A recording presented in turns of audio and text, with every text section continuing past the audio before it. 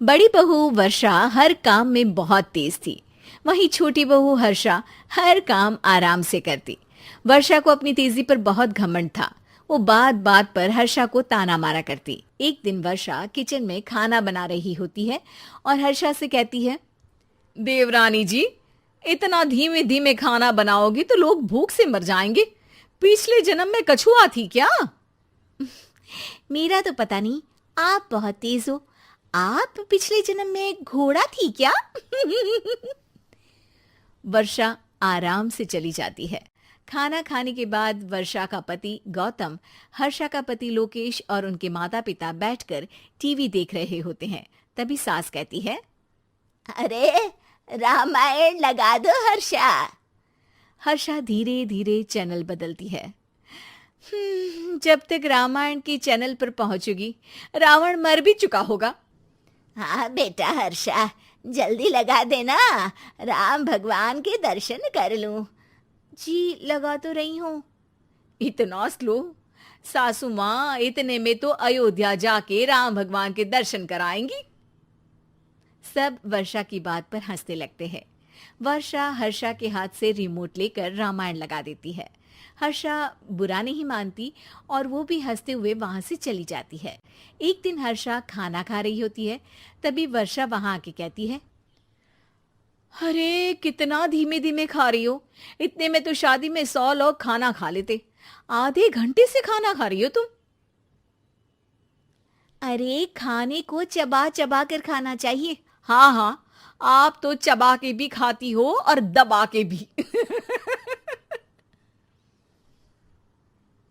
अरे आपको मेरे धीरे खाने से दिक्कत है या ज्यादा खाने से?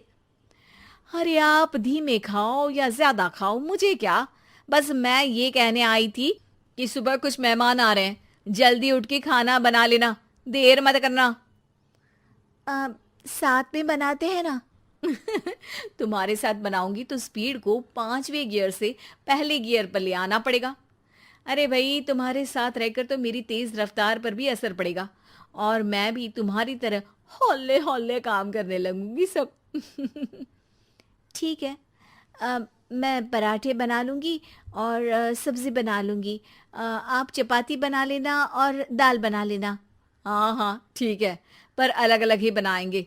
अगले दिन हर्षा जल्दी उठ के काम करने लगती है और वर्षा सुबह उठ के ये सोच के वापस सो जाती है कि काम तो वो तेज कर ही लेती है। अगर थोड़ी देर सो भी जाएगी तो भी हर्षा से पहले तो काम निपटा ही लेगी। हर्षा बेटा, आज भगवान के लिए थोड़ा जल्दी हाथ चलाना। हाँ, मेहमान आने ही वाले हैं। जी हाँ माँ, आटा गूंद लिया है, आलू उबल रहे हैं, पराठे बनाने ही वाली हूँ, फिर सब्जी भी बना लूंगी। इतने में ही वर्षा वहां आ जाती है। माँ जी, मेरा तो आप टेंशन ही मत लो, अभी उठी हूँ, लेकिन देखना खाना फटाफट राजधानी एक्सप्रेस की स्पीड से बना दूंगी। इतने में ही मेहमान आ जाते हैं। आइए आइए आइए, खाना बन ही रहा है, चाय बनवा लेती हूँ पहले आपके लिए। सास किचन में आती है। वर्षा, वो लोग आ गए, चाय बना दे जल्दी से। हर्षा को नहीं बोल रही क्योंकि वो तो सुबह की चाय देने में शाम कर देगी। चाय बन भी चुकी है माँ जी। वर्षा तेज ही नहीं, सबसे तेज है। अब चलिए मैं चाय लेकर आती हूँ। वर्षा मेहमानों के सामने चाय लेकर जाती है। ये हमारी बहू है वर्षा, तेज वर्षा कहते हैं इसको। हर काम में इतनी तेजी रखती है जैसे मिल्खा सिंह भाग रहा हो। अरे वाह वाह, फिर तो खाना भी जल्दी मिलेगा हमको। हाँ हाँ, आप चाय नाश्ता खत्म कर लेंगे, उसके पहले ही वर्षा जल्दी से स्वादिष्ट खाना भी लेकर आ जाएगी। वादा तो कर लिया जल्दी खाना देने का। आपकी चपाती भी नहीं बनी और दाल भी नहीं उबली। फिर भी तुमसे पहले काम खत्म हो जाएगा मेरा। तुम्हारी तरह नहीं हूं, घड़ी की सबसे पतली सुई की जैसे धीमे धीमे धीमे काम करती हो तुम। बस वर्षा अपने तेज हाथों से दाल कुकर में चढ़ाती है और आटा निकाल के गूंथने लगती है। थोड़ी देर में कुकर की तेज सीटी बजती है और वर्षा का हाथ डोल जाता है। आटे में पानी ज्यादा पड़ जाता है। अरे रे, आटा तो ज्यादा गीला हो गया। वर्षा जब रोटी बेलने लगी तो एक भी रोटी गोल नहीं बन रही थी। कोई रोटी श्रीलंका के नक्शे जैसी थी तो कोई रोटी ऑस्ट्रेलिया के नक्शे जैसी बनती। वर्षा चिढ़ जाती है। कुकर फिर से जोर से सीटी मारता है।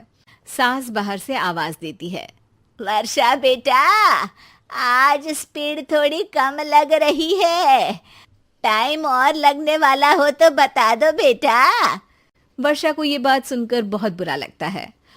वो सोचना भी नहीं चाहती थी कि कभी उसकी तेजी पर कोई सवाल उठेगा। वहीं हर्षा धीमे धीमे अपना काम करती रहती है। वर्षा दाल बनाते वक्त भी इतनी घबरा जाती है कि जल्दबाजी में दाल में नमक ज्यादा गिर जाता है। वर्षा का खाना फिर भी हर्षा से जल्दी तो बन जाता है और जब खाना मेहमानों के सामने लगता है तो सब हर्षा के खाने की तारीफ करते हैं। अरे पराठे तो कमाल की बनी है और सब्जी भी। बस दाल में नमक थोड़ा इधर उधर हो गया है।